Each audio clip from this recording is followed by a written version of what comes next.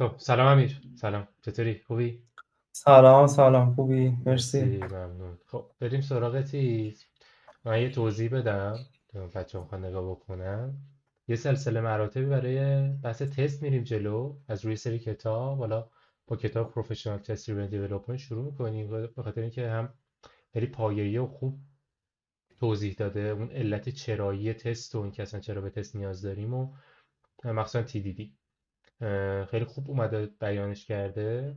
یا آقای جیمز بندر هم زحمت نوشتنش کشیده. بعدش حالا میریم سراغ کتابای دیگه من جمله کتابای خوریکوف که اون هم با بیس دات نته، این هم با بیس دات نته. به خاطر این بچه که سی شارپ هم کار میکنن، دات نت کار میکنن، خیلی راحت تر میتونن کتابو درک کنن.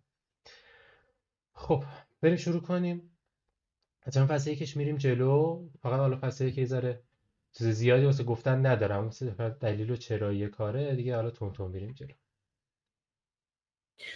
خب بریم فصل یک رو شروع کنیم. حالا قبل از فصل یک من دوست دارم که مقدمه این کتاب هم بخونیم، چون تو مقدمش یه چیز خیلی خوبی دیدم. گفتم اگه بشه مقدمش هم بخونیم. ببین توی مقدمه این کتاب، حالا من فکر سیناش رو خود رد کنم سریعتر. آره، توی مقدمش داره میگه که داره مثلا تیمایی که شکست خوردن رو بررسی میکنه و میبینه که توی تیمایی هم که شکست خوردن افراد باهوش وجود داشتن. خب داره به این اشاره میکنه که مثلا ما فکر میکنیم که اون تیمایی که موفق میشن لزوما شاید به این دلیله که مثلا کل اعضای تیم خیلی باهوشن، از هوش خیلی زیادی مثلا برخوردارن. ولی میگه اینجوری نیست. میگه که ما تو تیمایی که شکست خوردن و ناموفق بودن هم افراد باهوش رو میبینیم. داره میگه عاملی که باعث میشه یه تیم موفق بشه اون شور و اشتیاق و پذیرش اینه که از روش‌های قدیمی که استفاده میکنن کوتاه بیان و از روش‌های جدید استفاده کنن. یعنی یه جوری داره ذهن ما رو و اون عادت‌های قدیمی ما رو به توسعه نرم افزار یه خورده اصلاح میکنه واسه پذیرش TDD. چون تو پذیرش TDD تو گام اول احتمالا ما یه اه، سفتی و گردن نگرفتنی روش داشته باشیم دیگه، نه هم گردن بگیریم، نه هم چالشایی که داره رو حالا بپذیریم، سختی‌های دیولپی که برام میاره رو بپذیریم که در نهایت به نتیجه بهتری برسیم. ولی این داره به همین اشاره میکنه، میگه که تیم‌های موفق تیمایی هستن که پذیرش و شروع اشتیاق اینو دارن که از تکنولوژی و روش‌های جدید استفاده کنن و یه سری جا از اون عادت‌های قدیمی خودشون کوتاه بیان. داره به کل تیم اشاره میکنه، حالا لزوما یه نفر یا فرد خاص نیست. تو مقدمه اینو داره میگه و به نظرم مقدمه خیلی خوبیه. دقیقا. مخصوصا اینکه حالا تو بحث TDD اگه اون مزایاشو در نظر نگیریم، خب واقعا سخته. اون مینتیننس تستا وجود داره، اون نحوه نوشتنش، دیزاین کردن، یعنی مجبورت میکنه یه سری کارا رو انجام بدی که ما میبینیم دیگه. من خودم خیلی میبینم توی شرکت ها خیلی وقتا اینا دیده نمیشه. یا حالا اینو بزنیم جمشه بره، حالا بذار این API رو بنویسم، حالا بذار این فلان انجام بدم. بله ولی دقیقا. TDD مجبور میکنه که کارا درست پیش بره. مثلا یکی از فایده هایی که حالا جلوترم رسیدیم حتما در موردش صحبت میکنیم اینه که بحث دیزاینه. که مجبورت میکنه دیزاین خوبی باشه. یعنی با هر دیزاینی نمیتونی تست بنویسی اونجوری TDD بری جلو. حالا ولی یه چیز دیگه هم که هست، خب اگه رعایت نشه این چیز، حالا اصولی که تیدی مطرح میکنه، حالا گام هایی که مطرح میکنه، اگه رعایت نشه و حالا به قول گفتنی تست دیزاین بدی داشته باشیم، در نهایت میرسیم به همونجا که باید آنلود کنیم همه تست رو دیگه. خب اینم خوب نیست که میدونی، بعد تا یعنی اون 100% چیزی که میگه رو اجرا کنیم تا به این نقطه نرسیم دیگه. احتمالا تو رسیدیم، من رسیدم، خیلی جا دیدیم انقدر میره رو مخ و مینتیننس تستا، میگه آقا ولش کن بذار آنلودش کنم تموم شه بره. دقیقا همینطور.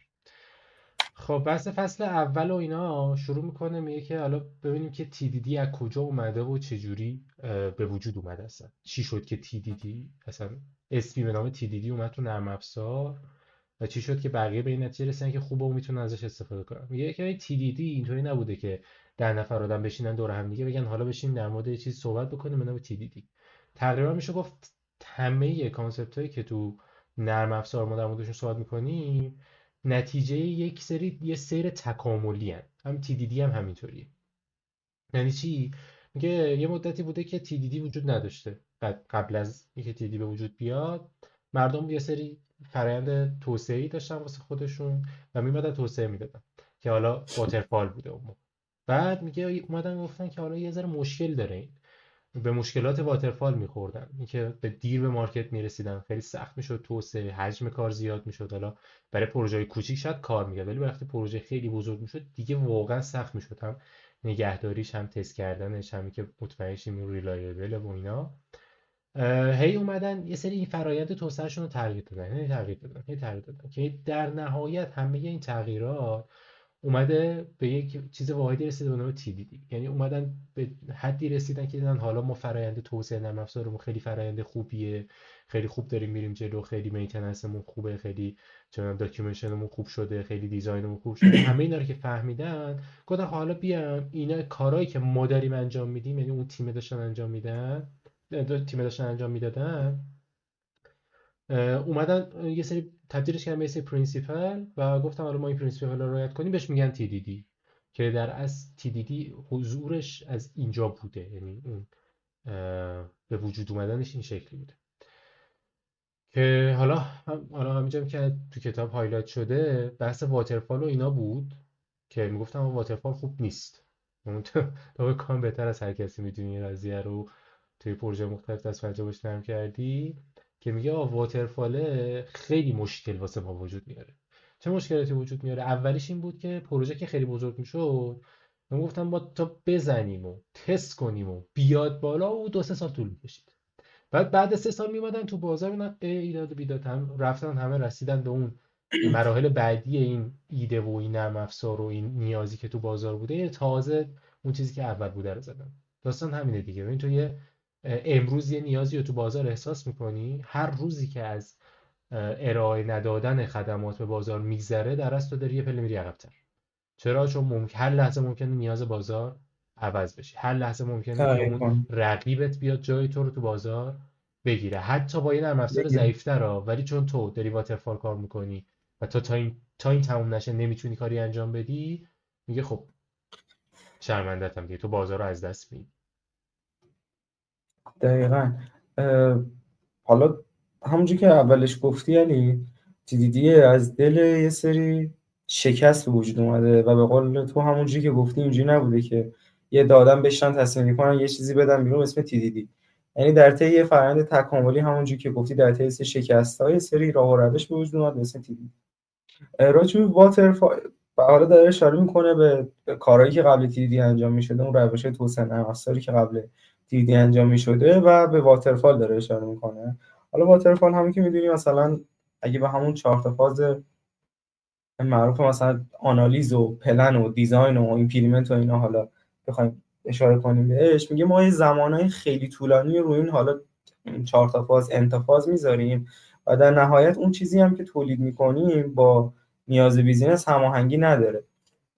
چرا که تو این مدت انقدر نیازهای بازار و نیازهای حالا بیزینس به قول معروف عوض شده و ما اصلا پاسخ ندادیم به این تغییرات، به این چنج، اصلا انعطاف پذیری نداشتیم در برابر این تغییرات. یه چیزی تولید کردیم که طی اون شناخت اولیه خودمون بوده و وقت زیادی هم براش گذاشتیم و اینجوری نبوده که توجه نکنیم و یا مثلا شما دقت کافی نداشته باشیم.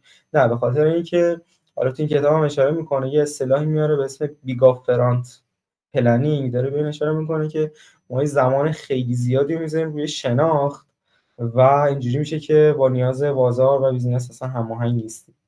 دقیقاً. اینجا هم داره، حالا من اینجا هایلایت کردم به خاطر اینکه مهم بود، داره به همین اشاره میکنه، به اون تلاش زیادی که میذاریم و در نهایت اصلا هماهنگ نیستیم و چیزی که در نهایت تولید میشه اون چیزی نیست که حالا کلاینتمون بیزینسمون میخواسته. این خیلی مهمه، در نهایت نتیجه‌ای که میبینیم این بوده. حالا میگه یه ذره اومدیم جلوتر، یه چیزی اومد به اسم روش ایتریتیو که در نهایت یعنی همون واترفال بود، اون یه واترفال کوچیک شده و فازبندی شده. انگار مثلا شما یه واترفال رو بشکنی و چند تا واترفال و نتیجه اینها رو کنار هم ببینی، ولی باز هم همون واترفال بود، باز هم ایراد اصلیش همون انعطاف پذیر نبودن در برابر تغییرات بود. میگه مهمترین ایرادی که در واقع این دو تا روش‌های قدیمی واترفال و ایتریتیو داشتن این بوده که اصلا پاسخگو نبودن به چنجای بیزینس و طی همون فرایند اولیه‌ای که زمانبر هم بوده روی شناخت رو همون پیش میرفتن و ایرادش رو داره این مطرح میکنه تا اینکه اومدیم جلوتر و حالا اجایل متدولوژی اومد. راجع به اجایل متدولوژی خب اون ایرادی که اون روش ایتراتیو و واترفال داشت که چنج رو پاسخ نمیداد، این کاملا پاسخ میداد و کاملا آداپته بود و کاملا فلکسیبل بود با نیازهای بازار. حالا یه خورم راجع به تاریخچه اجایل داره میگه که حالا اینجاشو به نظرم خودت آره بگی بهتر باشه. اون بحث چنج ریکوایرمنتی که گفتی خیلی مهمه، چون ما توی نرم افزار نمیتونیم از چنج ریکوایرمنت فرار کنیم. خب و همواره من چنج دارم، همواره این چنج ها میاد و هیچ کارش هم نمیتونم بکنم. یعنی اصلا این جمله که بگم من یه نرم افزاری رو میسازم، خوبم میسازم، بهترین نرم افزار دنیا رو میسازم، دیگه ولش کنم این مال خودش بره 5 سال 10 سال کار کنه، همچین چیزی اصلا دقیقاً. وجود نداره. قطعا چنج ریکوایرمنت میاد و این چنج ها از تو دل خود برنامه میاد بیرون. خب اه، مثل این میمونه که مثلا تا 10 سال پیش مداد بوده، بعد خودکار رو میسازن. خب اون خودکاری که ساخته شده فرض کنید یه نرم افزار جدیدیه که ساختیم، خوبم ساختیم، خودکار دیگه شروع می‌کنیم باش نوشتن، بعد به این نتیجه میرسم که آقا من نیاز دارم یه ذره روونتر هم بعضی وقتا بنویسه. چی میشه؟ روان نویس پدید میاد. من نیاز دارم که مثلا این چه میدونم تو فضا هم بنویسه. چی میشه؟ اون خودکارهایی که توی بدون جاذبه هم کار میکنن به وجود میاد. که این چنج ریکوایرمنت ها از چی اومد بیرون؟ از دل خود اون خودکار اومد بیرون. تا قبل از اینکه خودکار به وجود نیامده بود این چنج ها مثلا مهم نبودن، مثلا ما نمیدونستیم چیزی به نام خودکار وجود داره که بخواد چنجی هم داشته باشه. بنابراین رسیدن به اینجا که گفتن چنج خیلی مهمه و اینا، بحث اجایل متدولوژیز اومد بیرون. اون متدولوژی هایی که اجایل هستن که انواع مختلفی هستن دیگه. اسکرامه که از همه معروف‌تره و خیلی شرکت ها اسکرام کار میکنن. اکستریم پروگرامینگ، فیچر دریون و چند تا چیز دیگه که اومدن گفتن حالا خیلی نقطه بحث ما اجیلیتی. نیست واقعا. آره حالا در مورد اینا واقعا نمیخوایم زیاد بحث کنیم. اومدن گفتن آقا اینا اجیلیتی کار میارن بالا. منظور چیه؟ منظور اینه که من میتونم خوب واکنش بدم نسبت به اتفاقایی که تو نرم افزار میفته. منظورش این نیستش که من زودتر به نتیجه میرسم، یعنی مثلا فرایند تولیدی 1 سالم میشه 6 ماهه. منظورش اینه که تو همین فرایند 1 ساله میتونم واکنش نشون بدم. مثل این گربه‌ای که دیدی دقیقاً. از ارتفاع میفته زمین و رو هوا مانع که میبینه اینجوری خودشو وقف میده، یه جا خالی ریز میده، همون شکلیه. یعنی اجازه به ما میده که ما این تغییره رو بتونیم ببینیم، این چابکیه رو بتونیم داشته باشیم. که بعد اومدن گفتن که آقا TDD حالا خیلی با این همسوه، خیلی با بحث اجیلیتی و اجایل بودن و اینا خیلی همسوه، به خاطر اینکه داکیومنتیشن به ما میده، میتونیم راحت کدمون رو عوض کنیم، مطمئن شیم میترکه یا نمیترکه. خیلی ویژگی های خوبی به ما میده که باعث میشه که ما این اجیلیتی رو داشته باشیم توی این فرایند توسعه نرم افزارمون. که در نهایت اومدن رسیدن گفتن حالا ما یه سری پرینسیپل داریم که حالا پرینسیپل ها رو تو این بحث صحبت میکنیم. آره ببین پرینسیپلایی که اینجا داره میگه در واقع همون پرینسیپلاییه که مرتبطه با همون اجایل بودنه. داره میگه که کامیونیکیشن و اون ارتباط بین اعضای تیم به بیشترین اولویت و بیشترین حد خودش میرسه. داره میگه که اینجوری نیست که مثلا صرفا یه تحلیلگری بیاد به یه دیولپری بگه اینو بزن و اونم طی برداشت خودش بره چیزی بزنه. نه، کاملا کل اعضای تیم، تستر، دیولپر، تحلیلگر با هم ارتباط برقرار میکنن که دقیقا همون چیزی بزنن که نیاز بیزینسه و اینجا سوء برداشتی صورت نگیره. مثلا تحلیلگر بیاد به من بگه ایکس، من برم مثلا ایکس پی مو واسه خودم دیولپ کنم و این دو تا با هم تفاوت داشته باشه.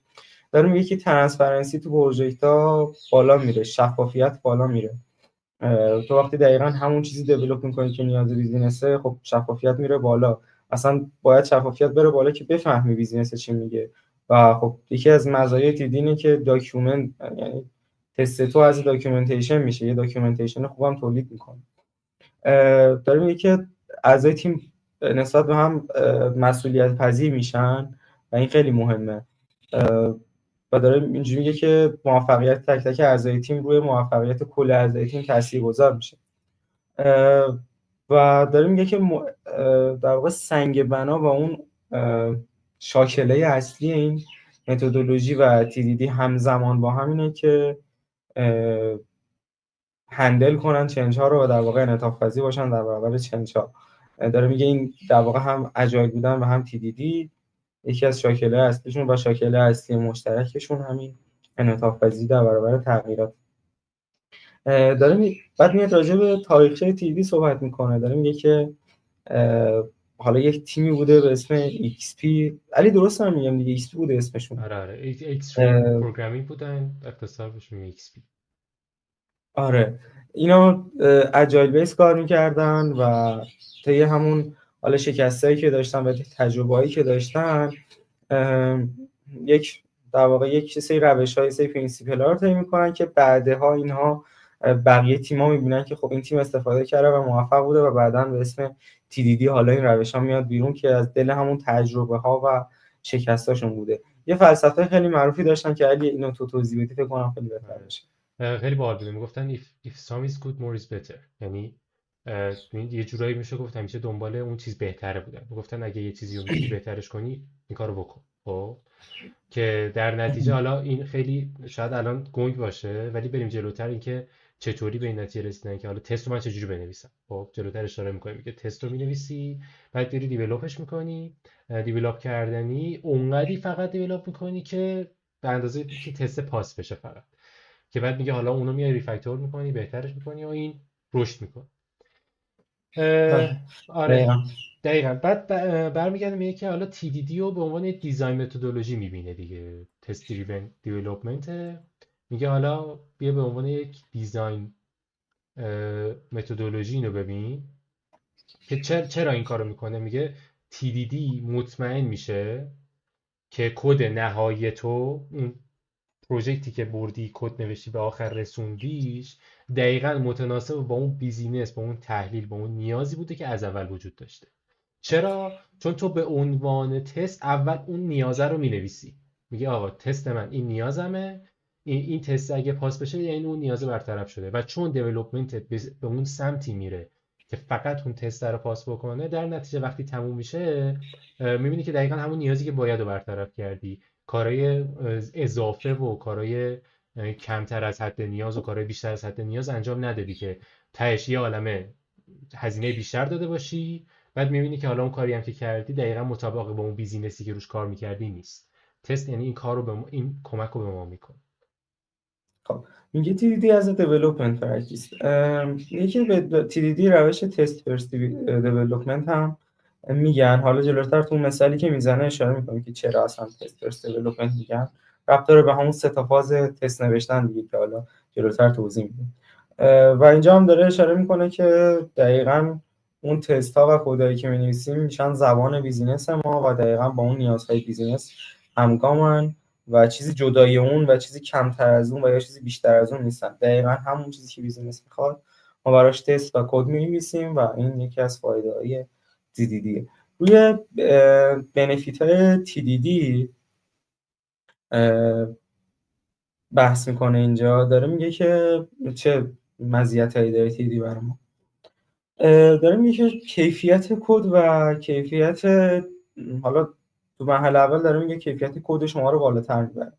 خب خیلی حرف درستی به نظر من. شما وقتی کد اضافه‌ای در مرحله اول نمی‌نویسی، یعنی به همون اندازه که تست پاس میشه کد می‌نویسی و تو مرحله دوم داره میگه کیفیت دیزاین شما رو هم بهتر میکنه و خب این هم حرف درستیه. شما یک فاز تو اون در واقع سه تا فاز تست نوشتن که حالا رد گرین ریفکتور هست، رد ریفکتور گرین هست، حالا ترتیبش اشتباه گفتم. بالاخره یه فاز ریفکتوری هم داری، نگاه می‌کنی اون کدی که نوشتی، اون تستی که نوشتی، ببینی که میشه بهترش کرد، میشه مثلا اصولی رو ببینم رعایت کردم یا نه، میشه دیزاین پترنش استفاده کرد و این تا اصول مختلفی که دیگه داریم در نهایت باعث میشه که هم کیفیت کد شما بالاتر بره و هم کیفیت دیزاین شما بالاتر بره. حالا من یه نکته اینجا اضافه بکنم وسط کلامت. این کیفیت دیزاینه دو تا اتفاق واسش میفته. اولیش اینه که یه جمله خیلی معروفی داریم میگه اگه خیلی سختته که تستتو بنویسی، بدون که احتمالاً دیزاینت اونقدر که باید خوب نشده.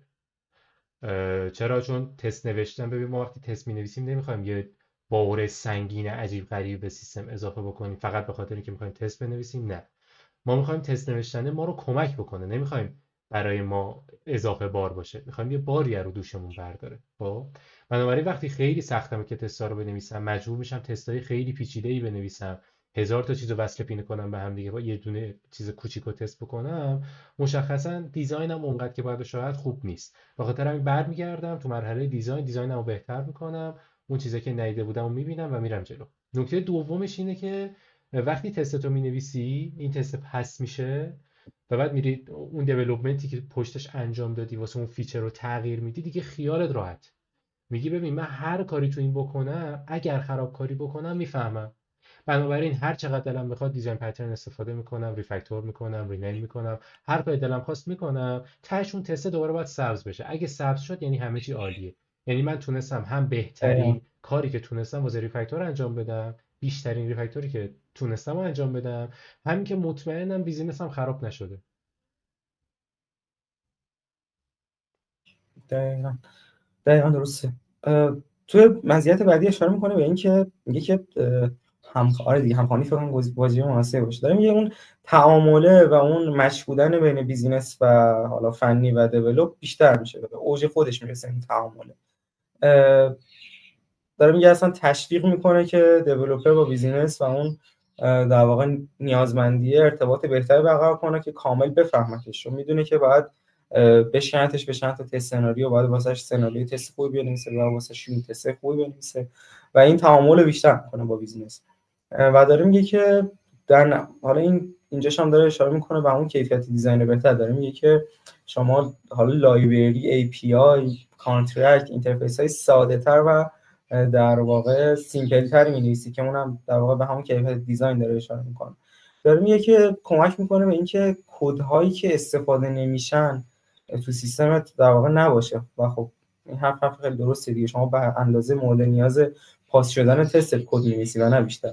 و این خیلی مزیت خوبی. واقعا یه سری کدها هستن آدم میبینه هیچ رفرنسی نداره، هیچ استفاده‌ای نمیشه، یا مثلا کلی کامنت روشه و اصلا هیچی ازش آدم متوجه نمیشه و این کمک میکنه که این کدها هم وارد سیستم نشن. یه مزیت خیلی خیلی مهم دیگه که داره اینجا گذاشته به نظر من، در واقع این مزیت و این مزیت داره میگه که کمک میکنه. ببین علی احتمالاً تجربه داشتی دیگه، یه باگی رو مثلا تو یه اسپرینتی برطرف میکنی، بعد مثلا دو سه اسپرینت بعد یا حتی حالا مثلا اسپرینت بعد دوباره همون باگ رو گزارش میدن و تو برات عجیبه که میگی آقا من اینو رفع کردم، مگه میشه مثلا هی دوباره تکرار بشه؟ داره میگه که کمک میکنه به اینکه باگ های تکرار شونده به وجود نیاد. من خیلی خودم بهش برخوردم، باگ تو رفع می‌کنی و هی برات به وجود میاد و تو باز دوباره میری همون کد رو تریس می‌کنی و ببینی آقا این چشه. و بهتر از اون کمک میکنه که محل باگ رو بدونی کجاست. یعنی تو میدونید مثلا یونیت تستات رو راه می‌کنید، یونیت تست مثلا ایکس من ترکید، میدونم دقیقاً کجای کد من ترکیده، نمیرم دوباره 3 ساعت تریس کنم ببینم که کجا داره مثلا برام باگ تولید میکنه. این دوتا مزیت خیلی خیلی مهمه. آره همونطور که گفتی واقعا مزیت‌های مهمی هست. کما اینکه همین قضیه به ما کمک میکنه که موقعی که باگ برطرف میکنیم باگ جدید نسازیم. خب چون تو یه آره وقت برای دقیقاً. مثلا درست کردن یه باگی ممکنه برید 10 جای سیستم تغییرات ایجاد کنی، بعد 10 جای سیستم تغییرات ایجاد میکنی، اون باگ رو درست میکنی، 9 جای دیگه میترکه و این دقیقاً جلوی این اتفاق بد رو میگیره، نمیذاره که من با نوشتن یه کد جدید، با درست کردن یه چیزی بزنم یه چیز دیگر یه هم باگ خراب بکنم، جدید یه باگ تولید جدید کنم. به وجود بیارم. و این در از خیلی حالا خیلی کم پیش میاد که انقدر فجیع این اتفاقی که میخوام بگم بیفته ها. ولی اگه دیده باشی یه سری نرم افزارها از هیچ وقت ریلیز نمیشه، هی تو این فرایند باگ پیدا کردن میره میاد انقدر میره میاد دیگه آخر ولش کن، مثلا ما بازار رو از دست دادیم، مشتری از دست دادیم، همه چی از دست دادیم، مثلا ولش کن بده چسب اشغال پروژه رو، به درد دیگه نمیخوره. و این باعث میشه آره که اون اتفاق دقیقاً. بعد دیگه نیفته. دقیقاً.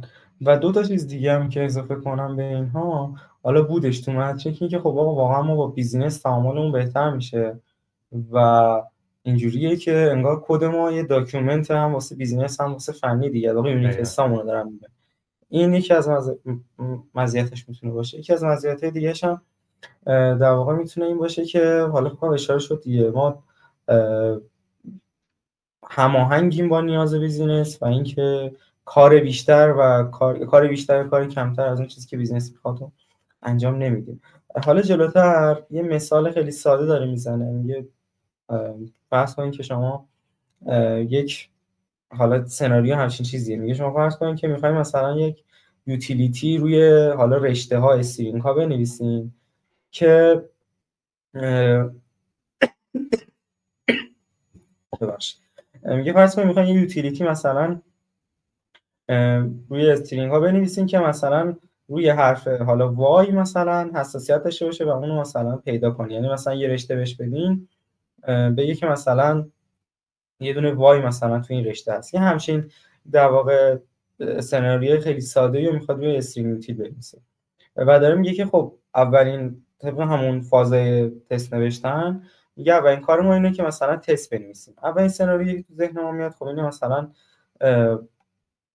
یه دونه مثلا من یه رشته‌ای بهش میگم، باید یه دونه مثلا وای توی رشته پیدا کنه. میگه اون رشته‌ای که میخوام بهش بدم مثلا یه همچین رشته‌ایه، رشته‌ای هم که انتظار دارم مثلا توش فایند بشه همین وای است و داره میگه انتظار دارم یه دونه پیدا بشه، یعنی تو همچین رشته‌ای یه دونه حرف وای انتظار دارم پیدا بشه و یه میام این تست رو می‌نویسم. خب من الان این تست رو نوشتم، من نه این استرینگ یوتیلر رو دارم، نه این کلاس آندر تستر، این هیچی ندارم. این ببخشید یعنی نه این استرینگ یوتیلیتی که مثلا حالا یه زیر ساختیه که همچین چیزی داشته باشه رو دارم، نه این متد رو توش دارم، هیچی ندارم و در مرحله اول این تست پاس نمیشه دیگه، روی وضعیت رد قرار داره همونجوری که گفتم و این کار درستیه. یعنی TDD فرآیندش اینجوری طی میشه، یعنی اصلا چیز ترسناک و بد و غلطی نیست.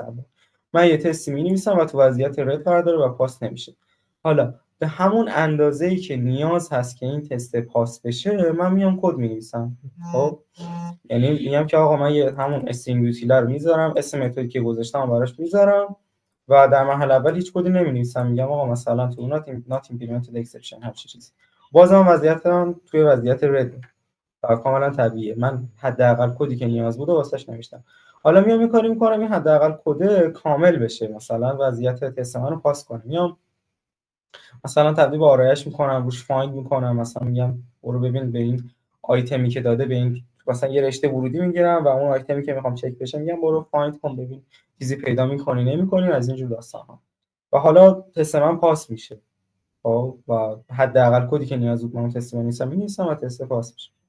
حالا میام چیز می‌نویسم، حالا من میام سناریوی بعدی رو می‌نویسم واسه این استرینگ یوتیلم. من یه رشته‌ای دارم و میگم که آقا مثلا باید 2 تا اس روش پیدا کنه، مثلا رو همین رشته‌ای که بهش میگم انتظار دارم که 2 تا حرف اس پیدا کنه. همون کد رو می‌نویسم، اون زیر ساختی که نوشتم می‌نویسم، این متد رو میدم بهش اجرا کنه و در نهایت میام وریفای میکنم تستم. حالا اینجا بعد نیست اشاره کنیم به همین سه تا فاز معروف تست که ارنج و اکت و اسرت هست. حالا به این ارنج من میام یه سری پری کاندیشن رو مهیا میکنم، مثلا چیزی که انتظار دارم باشه نباشه، یه سری پری کاندیشن هم در واقع فیکسچر ستاپ میکنم اول، بعد میام ایزیکیوت میکنم یا همون اکت میکنم و در نهایت میام اسرت انجام میدم یا همون وریفای تست هم انجام میدم. حالا یه مرحله هم ممکن داشته باشه من بخوام آثاری که ایجاد کردم و مثلا از این محیط تستم پاک کنم که محیط تستم چیز نباشه، در واقع آن استیبل نباشه.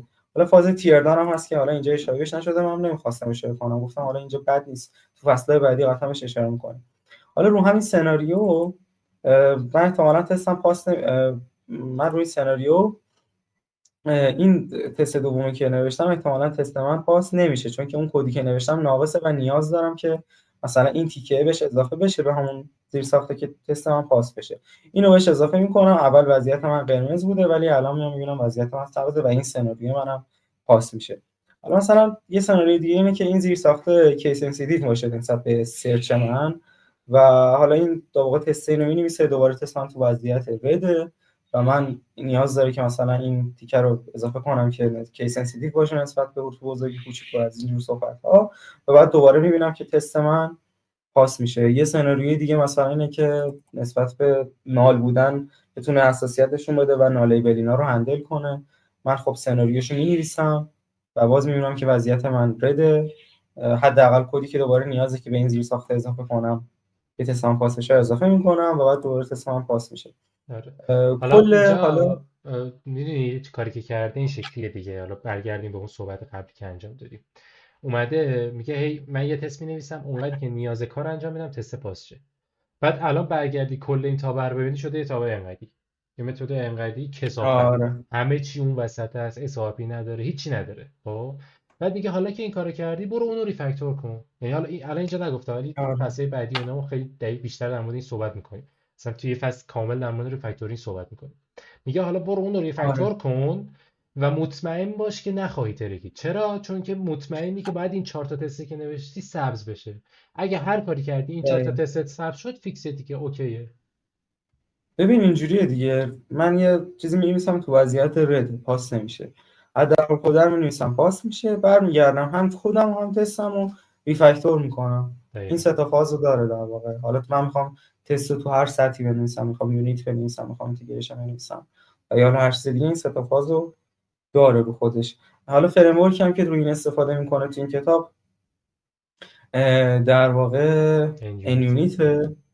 آره حالا اینکه چرا این یونیت چرا ایکس یونیت نه فلان و اینا، حالا جلوتر اگه وقت بشه صحبت میکنیم، ولی اصلا نقطه بحثمون نیست. من میخوام بیشتر راجع به تی دی دی آشنا بشیم و حالا راجع به اونها تریدافای بین این دو تا کتابخونه، این تا کتابخونه قطعا وقت باشه صحبت میکنیم. این فصل اینجا تموم میشه تا حالا بریم فصلای جلوتر ببینیم که چی داره. عالی، دست درد نکنه امیر، خیلی دم عالی شما بود و گرم، دست خیلی شما خوش درد گذشت نکنه. و مرسی. فصلهای بعدی هم به زودی میریم و ببینیم که مرسی. چی از توش در میاد. آره ایشالله به امید خدا. دست درد نکنه. دست درد قربان. نکنه، قربانت، فعلا فعلا. خلاص.